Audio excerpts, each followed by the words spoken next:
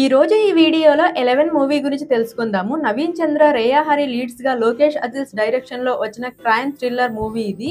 ఈ movie review గురించి చెప్పబోయే ముందు నా ఛానల్ కనుక ఎవరైనా ఫస్ట్ టైం చూస్తున్నట్లయితే లైక్ చేసి, షేర్ చేసి, సబ్స్క్రైబ్ చేసుకోండి.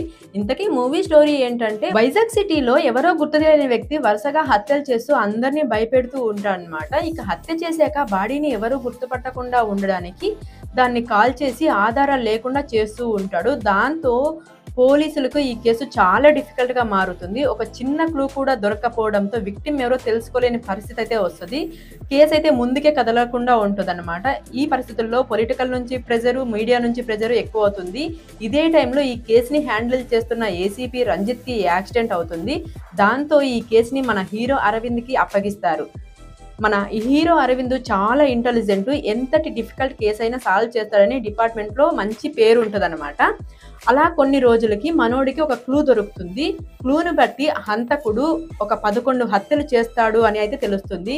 మరి ఈ పరిస్థితుల్లో మన అరవింద్ ఏం చేశాడు, అసలు ఈ 11 మంది ఎవరు, వాళ్ళని ఎవరో ఎందుకు చంపుతున్నారు, రివెంజా లేక సైకోనా లేక ఏదైనా సరదానా, చివరికి అరవింద్ ఈ కేసుని ఎలా సాల్వ్ చేశాడు అనేది మీరు సినిమా చూసి తెలుసుకోవాల్సి ఉంటుంది. ఇక ఈ సినిమా అయితే యావరేజ్ గా ఉంది. సినిమా స్టోరీ లైన్ బాగుంది, కానీ సినిమా అయితే కొంచెం స్లోగా ఉంటుంది ఫస్ట్ హాఫ్.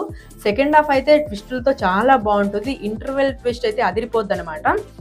ఇంకా సినిమా స్టార్ట్ అవ్వడమే మనకు ఒక రాబరీ సీన్తో స్టార్ట్ అవుద్ది. అది చూస్తే ఇక్కడ వీళ్ళు జబర్దస్త్ స్కిట్ చేస్తున్నారా లేకపోతే దొంగతనం చేస్తున్నారా అనిపించేలా ఉంటుంది.